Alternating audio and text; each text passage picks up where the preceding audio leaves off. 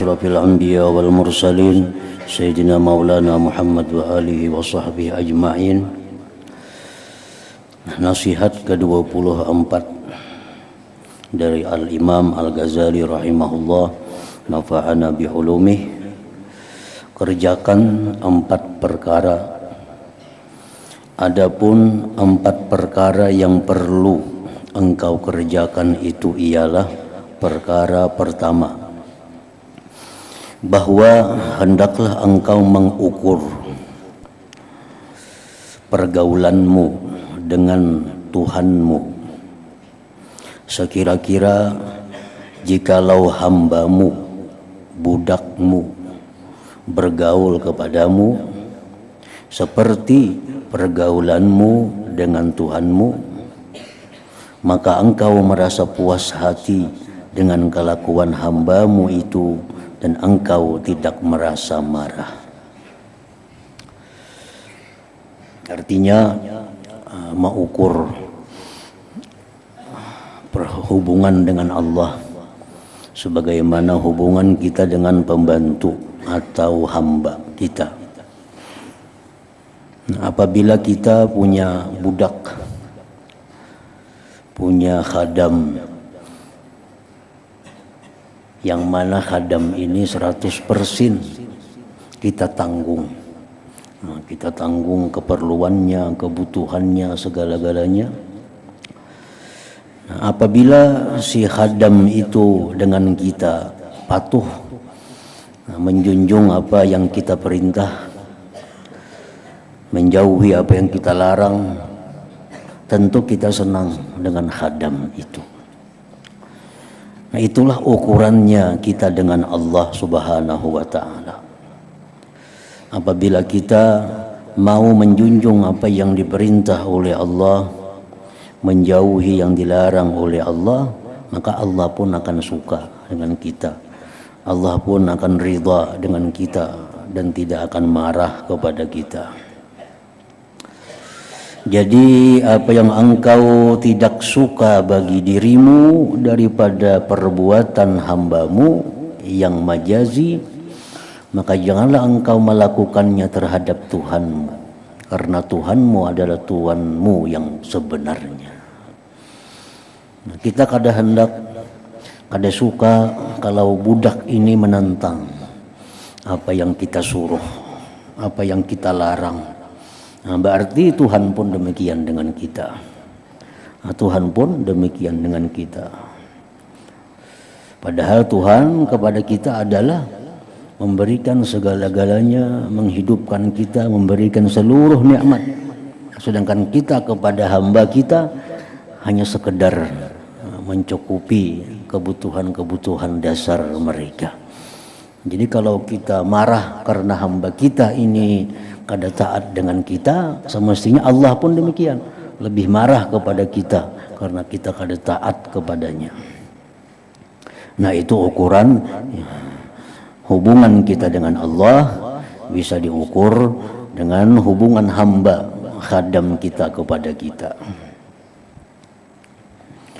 Perkara yang kedua, segala perkara yang hendak engkau buat bagi orang lain, hendaklah engkau mengukurnya bagi dirimu dahulu. Jadi apa yang engkau suka orang lain lakukan terhadap dirimu, maka buatlah perkara yang seperti itu terhadap orang lain.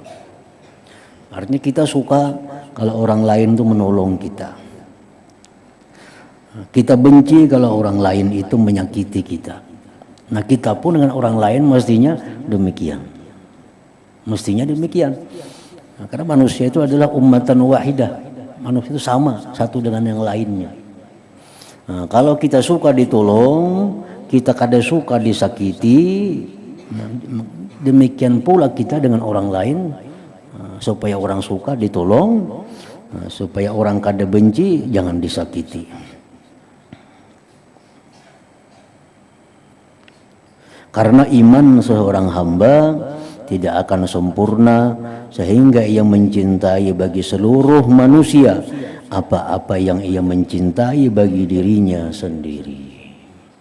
Kita suka kita masuk surga, kita pun hendaknya suka juga orang lain masuk surga. Kita senang bila kita sukses, kita pun mestinya senang juga orang lain sukses. Nah, kita senang untung banyak, mestinya kita senang juga orang lain untung banyak.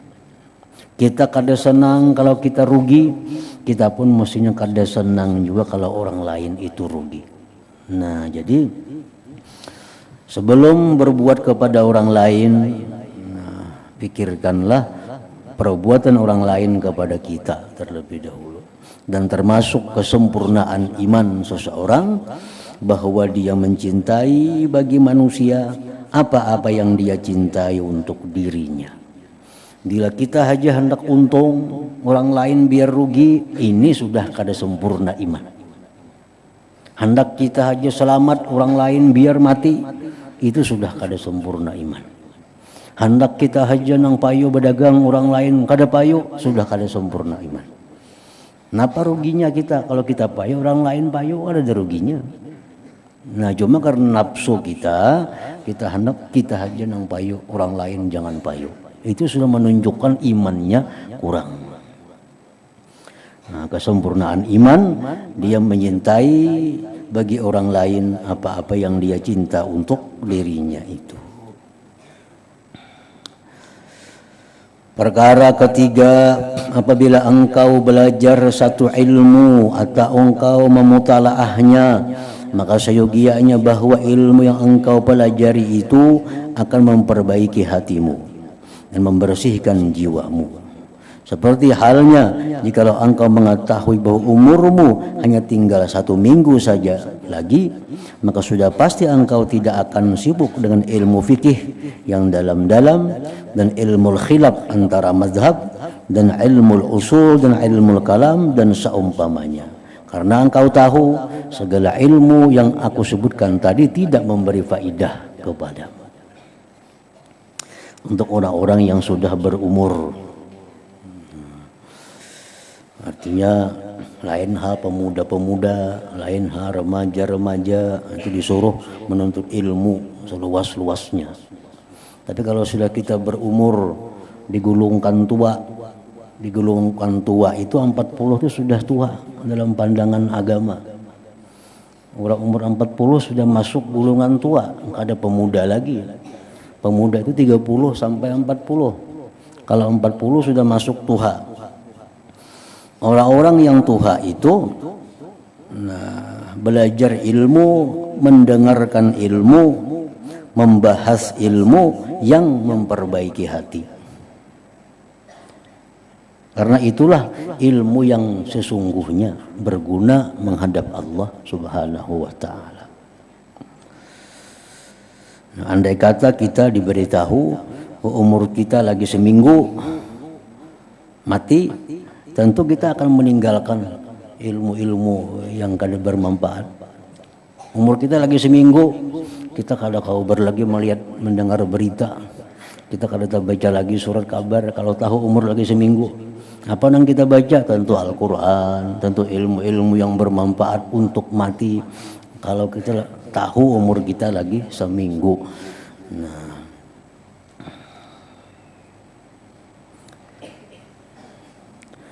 dalam keadaan ini sudah tentu engkau hanya akan sibuk dengan muraqabah hatimu, mengintai hatimu. Keadaan ini sudah tentu engkau hanya akan sibuk dengan muraqabah hatimu, mempelajari sifat-sifat kejernihan jiwamu dan berpaling daripada urusan keduniaan, dan engkau akan sibuk pula mengisi hatimu dengan cinta akan Allah Ta'ala dan beribadah kepadanya dan memakaikan diri dengan sifat-sifat yang baik. Kalau umur masih anom, utaknya masih incir lagi, nah itu ya perdalam ilmu-ilmu mazhab, ilmu mazhab Syafi'i, mazhab Maliki, mazhab Hambali, ilmu-ilmu usuluddin, ilmu-ilmu tauhid, ilmu kalam, nah perdalam. Tapi kalau sudah umur yang sudah 40 ke atas, itu kalau cucuk lagi. Cocok hanya belajar ilmu-ilmu yang mendekatkan dirinya kepada Allah, ilmu-ilmu yang membuat dirinya selalu ingat kepada Allah. Wahai anakku yang tercinta, ujar Imam Ghazali, dengarlah nasihatku ini baik-baik dan pikirkanlah isinya, semoga engkau kelak mendapat keselamatan. Amin ya rabbal alamin. Dan cobalah engkau pikirkan seandainya engkau telah diberitahu bahwa sang raja 1 minggu lagi akan datang ke tempatmu. Itu bacaannya. 1 minggu lagi akan datang ke tempatmu. Kita dapat kabar resmi. Seminggu lagi raja anak datang ke rumah kita. Maka apakah kiranya yang akan kau buat selama 1 minggu ini? Apa yang kita gawi dalam seminggu itu kira-kira? Maka dalam masa 1 minggu ini sudah pasti engkau tidak akan mengerjakan suatu kecuali perkara yang engkau sangkakan sang raja akan melihat dan memperhatikannya. Sama ada pakaian, tubuh, badan, rumah, hamparan, dan seumpamanya. Pasti kita mempersiapkan diri. Mulai tubuh kita siapkan supaya menghadapi raja dalam keadaan bersih. Tikar hambal kita, dinding rumah kita, ada perlu menyiwak dulu supaya bersih kelihatannya. Nah, untuk menyambut raja. Pasti engkau tidak akan mengerjakan sesuatu kecuali perkara yang engkau sangkakan sang raja akan melihat dan memperhatikan. Sama ada pakaian, tubuh, badan, rumah, hamparan, dan seumpamanya. Maka sekarang coba engkau pikirkan baik-baik apa yang telah aku katakan. Aku katakan tadi karena engkau adalah seorang yang cepat paham dan perkataan yang sedikit sudah mencukupi bagi orang yang bijak. Rasulullah SAW bersabda, Inna Allah la yanzuru ila suwarikum wala ila a'malikum walakin yanzuru ila qulubikum wa niyyatikum. Artinya sesungguhnya Allah tidak memandang kepada rupa tubuhmu dan bukan pula amalanmu, tetapi ia memandang kepada hati dan niatmu. Artinya kalau raja datang ke rumah kita, sidin pasti melihat tubuh kita. Nah, raja datang ke rumah kita melihat dinding rumah kita, melihat hamparan yang bakal diduduki sidin. Itu kalau raja. Nah, kalau Allah itu kadang memandang rupa, kadang memandang amal. Yang terlebih dulu dipandang Allah adalah hatinya dan niatnya. Jadi artinya bukan kadang memandang sama sekali dengan amal, tapi yang utama dipandang Tuhan dulu niat, hatinya. Karena hadis lain menyebutkan Allah tidak memandang kecuali kepada hati dan niat kemudian amal. Jadi sebelum Allah memandang, menilai bacaan-bacaan Fatihah kita, sebelum Allah menilai gerakan ruku, sujud, qiyam kita, terlebih dahulu Allah nilai hatinya. Sembahyang ini riya kada, sembahyang ini orangnya hatinya bersih kada. Nah, bila itu bersih, ikhlas, hanya Tuhan menilai kayak apa Fatihahnya, kayak apa ruku sujudnya, kayak apa qiyamnya. Kita memberi duit 10 juta. Allah kan memandang dulu duit 10 juta itu. Yang dipandang Tuhan hati kita waktu memberi itu karena apa? Karena Allah. Nah, hanya dipandang 10 juta. Duitnya halal kah? Haram kah? Subhat kah? Nah, kalau ini haram, kalau niatnya sudah riya, niatnya sudah minta pujian, Allah kadang mengukur lagi duitnya halal kah? Haram kah? Apa ada urusan? Ditolak oleh Allah Subhanahu wa ta'ala. Karena sudah hatinya sudah, niatnya sudah rusak. Nah, jadi yang utama dipandang Allah itu adalah qulubikum, hati kalian, wa niyatikum, dan niat kalian.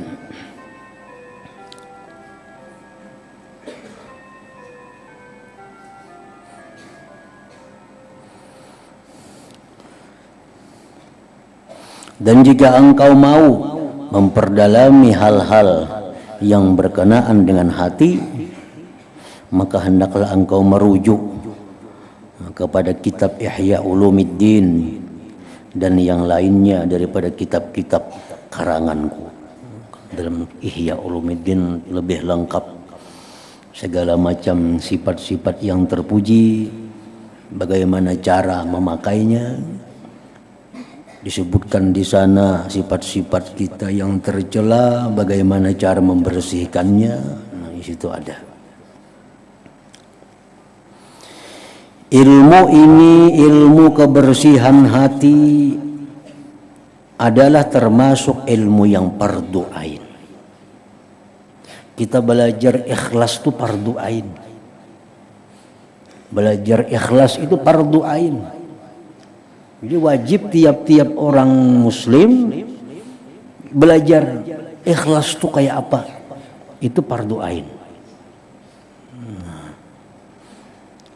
Belajar kayak apa caranya membuang riya di dalam hati. Itu fardu ain mempelajari itu. Belajar ilmu supaya sabar. Macam apa? Nah, fardu ain. Belajar ilmu syukur, fardu ain. Artinya fardu ain itu, misal di rumah itu ada berlima, kelima-limanya wajib tahu. Lain hal ilmu zakat misalnya, itu dalam sarumah saya ginang tahu cukup.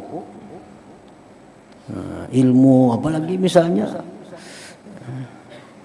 ilmu-ilmu yang fardu kifayah, cukup sekampung satu orang cukup. Tapi kalau ilmu fardu ain, nah itu tiap-tiap orang.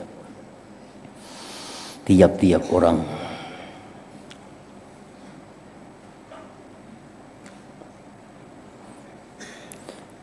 Ilmu ini, ilmu kebersihan hati ini adalah termasuk ilmu yang fardu ain.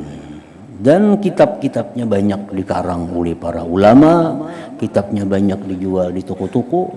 Artinya kada kekurangan ilmu, asal mau, asal hendak belajar itu. Dan yang lain daripadanya adalah fardu kifayah, kecuali sekedar engkau belajar hukum-hukum yang berkenaan dengan kesempurnaan mengerjakan kefarduan yang diwajibkan. Wudu misalnya, ya itu fardu ain. Apalagi sembahyang 5 waktu itu fardu ain. Jadi kalah tingkatan kefarduannya daripada belajar ilmu membersihkan hati tadi. Nah, walaupun kita kada bisa mengamalkan sabar misalnya, tapi sudah belajar kita sabar itu jaminin sudah belajar, tapi kita kada kau mengamalkan. Nah, sekurang-kurangnya ilmu itu memberi faedah kepada kita bahwa menunjukkan kita adalah orang yang belum baik, belum baik. Nah, di sini ada ilmu mengajarkan tentang ikhlas.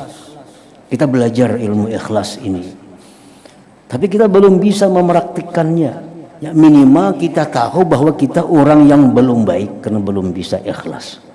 Nah, kalau kita kada belajar sama sekali, itu akibatnya selalu merasa baik, merasa sudah bujur apa yang kita kerjakan. Jadi itu faedahnya ilmu. Bila kita sudah tahu ilmu ini, ilmu yang harus, ilmu yang wajib, paling kada kita kawa menyadari bahwa kita ini masih jauh daripada orang yang takwa kepada Allah. Karena banyak lagi melanggar hukum-hukum Allah nih.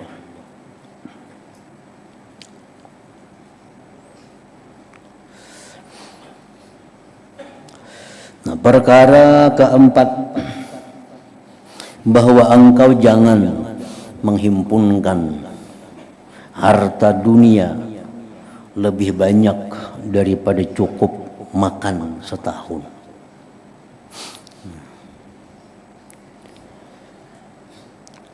Jadi berisi tabungan atau berisi duit atau berisi beras itu jangan lebih daripada setahun.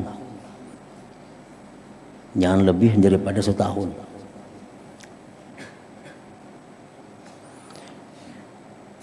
Seperti apa yang pernah dibuat oleh Rasulullah sallallahu alaihi wasallam bagi sebagian daripada istri-istri beliau. Dan beliau bersabda, Allahumma ja'al quta ali Muhammadin kafafa. Artinya, ya Allah, jadikanlah makanan keluarga Muhammad ini hanya secukupnya saja. Dan Nabi SAW tidak mempersiapkan makanan cukup setahun ini bagi kesemua istrinya, tetapi hanya bagi mereka yang lemah imannya saja. Adapun istri beliau yang kuat iman, maka Nabi SAW hanya mempersiapkan baginya makanan untuk sehari setengah saja.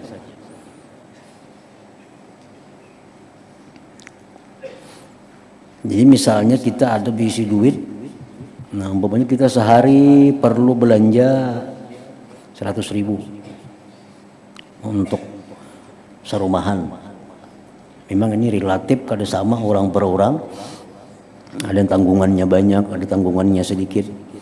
Tergantung masing-masing orang. Misalnya ini perlu 500.000 sehari. Nah kali 360 hari berapa? Bila berisi duit itu sudah cukup. Sudah cukup, jangan menambah lagi, jangan berusaha lagi artinya. Dan ini dikerjakan oleh Nabi untuk sebagian istri sidin, ada yang sidin beri bahan makanan cukup setahun. Tapi bagi bini-bini Nabi yang kuat iman seperti Aisyah radhiyallahu anha, Hafsah radhiyallahu anha, itu ada makanan cukup hanya untuk 1 hari. Kayaknya esok berpikir lagi makan apa. Nah itu dasarnya demikian.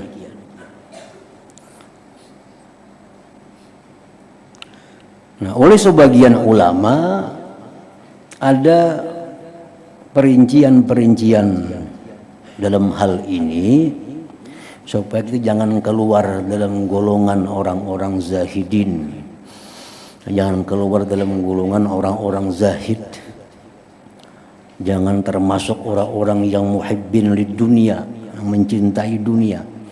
Jadi duit yang kita berisi itu hanya cukup untuk kita setahun.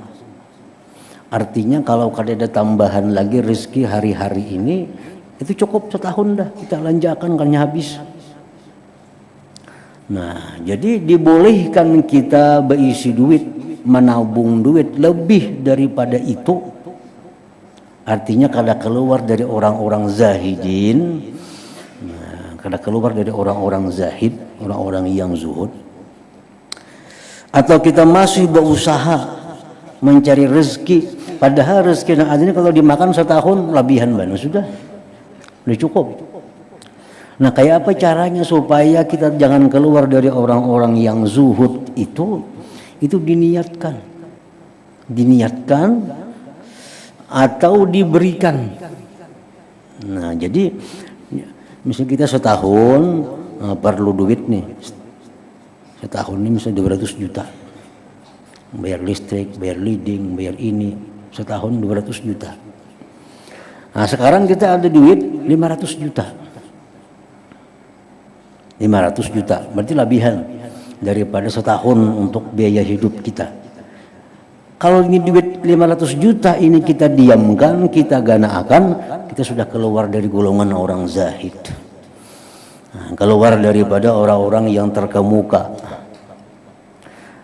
Nah supaya kita ini tetap duit ada 500 juta dan kada keluar dari golongan orang yang zuhud itu ada 2 hal. Pertama, sisa duit itu diberiakan. Karena aku cukup setahun 200 juta, 300 ini diberiakan.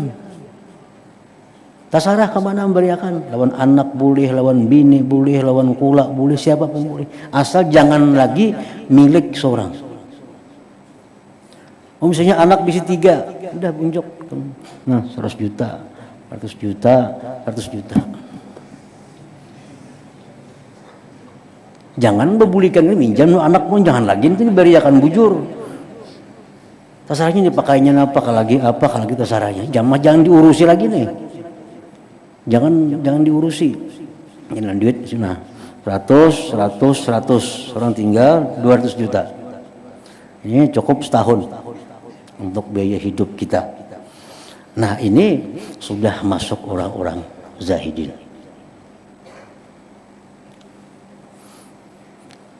Cara yang kedua, duit 500 juta itu sisa 300 juta kelebihannya dari keperluan hidup, misalnya dari keperluan 200 juta. Nah, ini kita diberiakan duit 300 juta, kada aku beriakan kepada anak, kada aku beriakan kepada bini. Cuma ini duit 300 juta ku simpan dan ku gunakan untuk membantu orang-orang yang satu saat kena perlu bantuan. Nah, jadi simpan duit 300 juta. Oh, ada kena orang garing, kasihannya kada kau berobat, bariin. Oh, ada orang nang ini kada kau sekolahnya sekolah, ungkusi. Jadi duit yang 300 juta tadi. Nah, walaupun duit itu dalam setahun kada habis 300 juta itu, nah, tetap kita masuk dalam golongan orang-orang zahid, dalam orang-orang yang zahidin, orang-orang yang zuhud. Sama kita berusaha ya sama aja. Misal duit ada 200 juta, ini mestinya diam aja lagi, mengaji, nuntut ilmu, beramal, silaturahmi, kada perlu ke pasar lagi. Duit sudah cukup segan setahun nih. Ini duit di lemari cukup segan setahun, kena sehari juhud, setahun habis kena.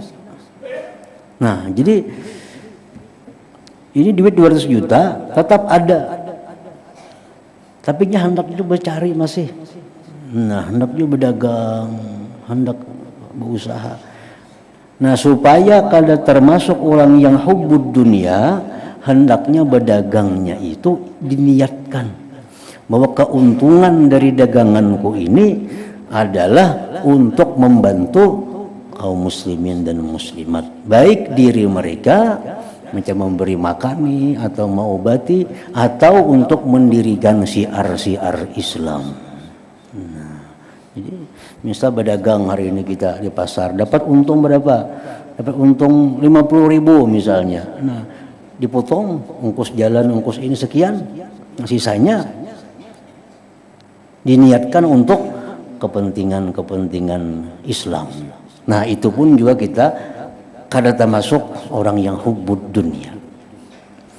Tapi kalau kita selalu berada dalam milik kita duit lebih daripada cukup setahun tadi, masih dalam genggaman kita, kada kita beriakan atau kada niatkan kepada kebaikan tadi, nah itu hubbud dunia ngarannya. Kada termasuk orang zahid, kada masuk orang zahidin. Jadi ayo ikuti 1 miliar, 3 miliar, 4M, ikuti aja kada apa-apa, tapi niatakan ini kena untuk orang-orang yang bahajat duit nih. Nah, Tuhan tahu aja lawan niat kita, bujur atau kada Tuhan tahu. Ada kena orang datang minjam duit, Bang, adakah? Kenapa minjam duit? Nah, ini keperluannya mendesak. Nah, kalau niat kita mulai asal untuk itu, pinjami. Nah, jadi itu kada tagulung kita dalam orang-orang yang hubbud dunia tadi. Ayo simpan 10 miliar kada apa-apa. Nah, cuma niatkan tadi sisanya daripada keperluan hidup setahun itu untuk membantu kaum muslimin dan muslimat.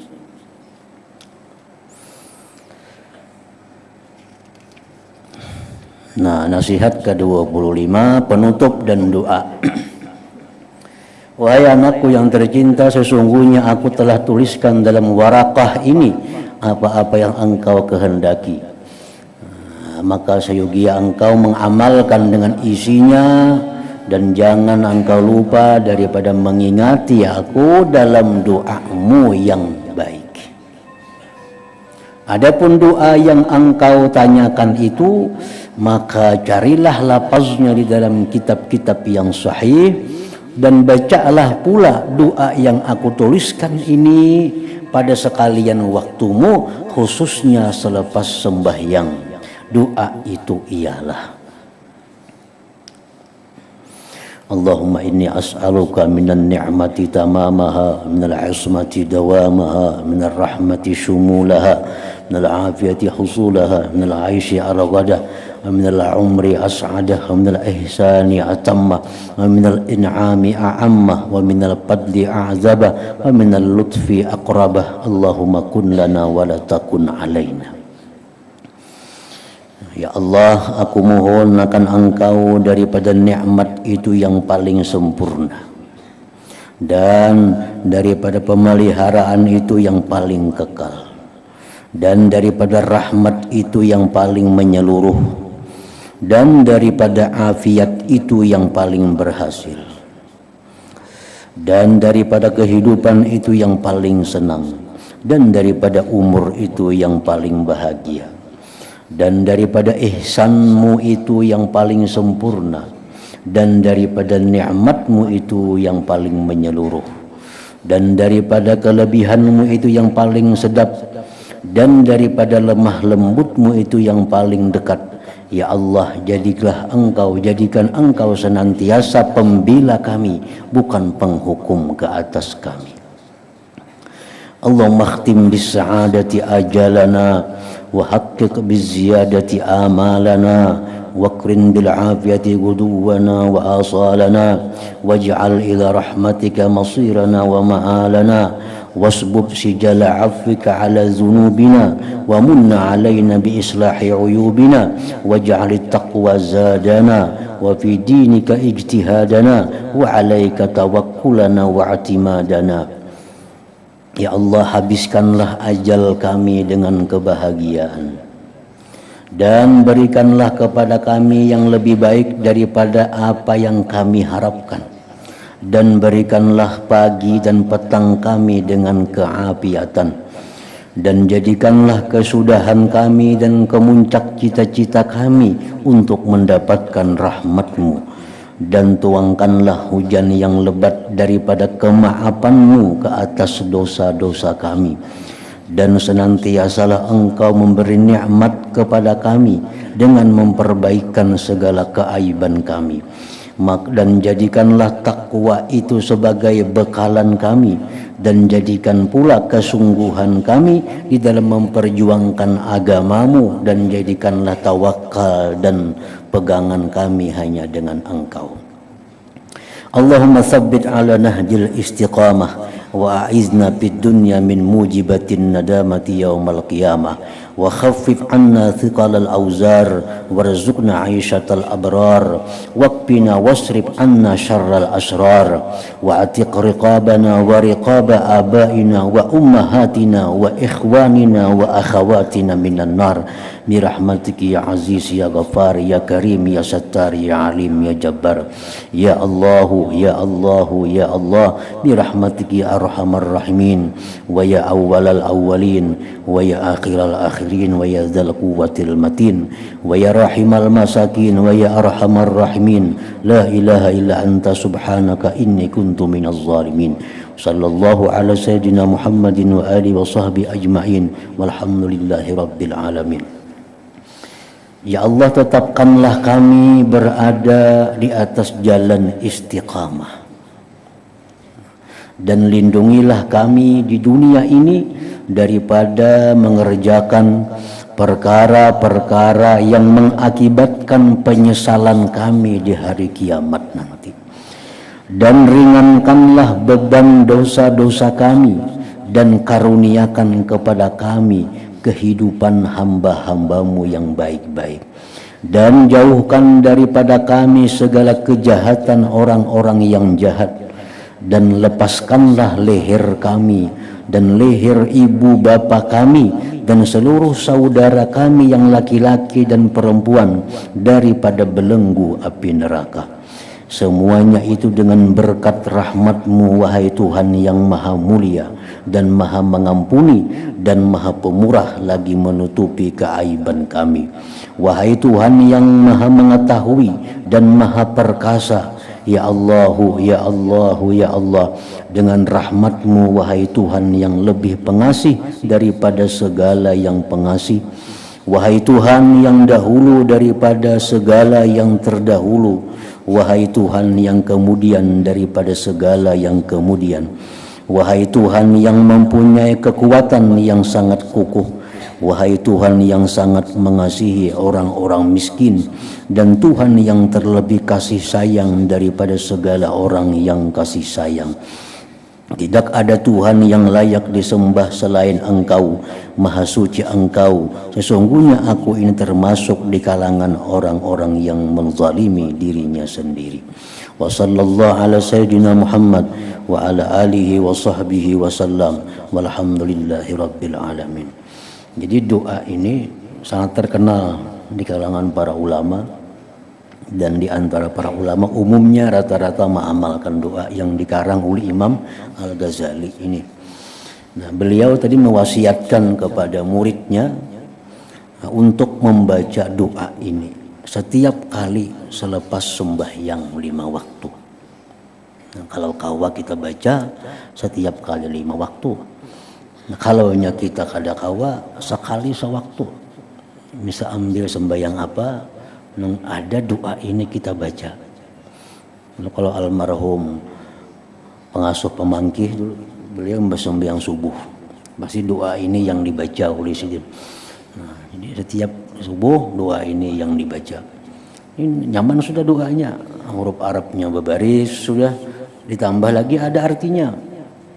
Nah, jadi Arabnya dibaca, artinya dibaca. Arabnya aja mengerti, ya kada usah lagi artinya.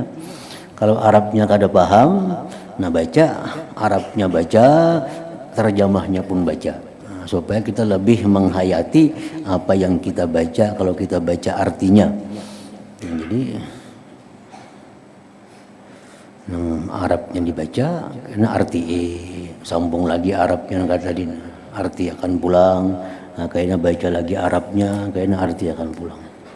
Dan kalau kada kawa di sembahyang 5 waktu, lebih baik lagi di sembahyang tahajud. Nah, lebih mantap lagi doa ini dibaca karena sudah mencakup doa ini keselamatan, kebahagiaan baik di dunia maupun akhirat, baik untuk seorang maupun untuk keluarga dan untuk kaum muslimin dan muslimat. Nah, tamat kitab ya ayyuhal walad ini.